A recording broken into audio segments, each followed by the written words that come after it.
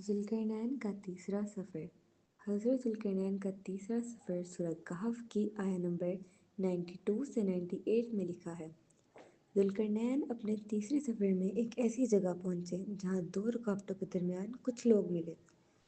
उन लोगों की ज़ुबान कोई और थी और वो बहुत ही मुश्किल से ज़ुल्करनैन से कम्युनिकेट कर रहे थे। तो उन लोगों ने ज़ुल्करनैन को बताया कि एक कौम याजूज और माजूज हमें बहुत तंग करती है, लिहाजा आप हमारे लिए उनसे बचाव की एक रुकावट बना दें। उसके बदले में हम आपको कोई खर्च देंगे।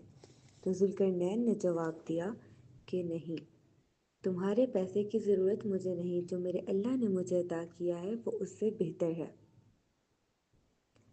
अब अब बात ये आती है कि आखिर वो लोग कौन थे। क्या वो भी पिछले दो सफ़र की तरह कोई अजीब मखलूक या कोई अजीब चीज़ थे, या फिर वो नॉर्मल इंसान थे। तो इन बातों से हम अंदाज़ा लगा सकते हैं कि वो नॉर्मल इंसान ही थे और वो ज़मीन भी हमारी ज़मीन थी। इसके कुछ दलाइल ये हैं कि वो कौम लाचार थी, डिपेंडेंट थी, मदद मांग रही थी। और लाचार कौम सिर्फ इंसान ही है। अगर हम देखें तो हज़रत ज़ुल्करनैन का जो पहला सफ़र था उसमें वो जिस कौम के पास गए उनका सूरज डूब रहा था, लेकिन उन्होंने मदद नहीं मांगी।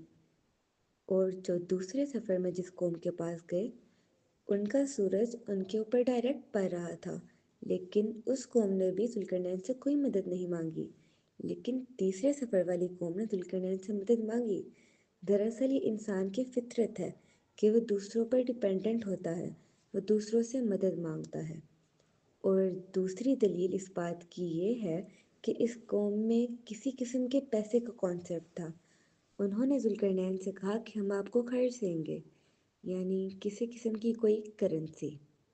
तो इससे हमें पता चलता है कि वो कौम नॉर्मल इंसान ही थे जो याजूज और माजूज से बहुत तंग आ चुके थे। तो ये था ज़ुल्करनैन का तीसरा सफ़र, जिसमें ज़ुल्करनैन ने याजूज और माजूज से बचने के लिए एक दीवार तामीर की। वो दीवार कैसे तामीर की, ये हम अगली वीडियो में जानेंगे।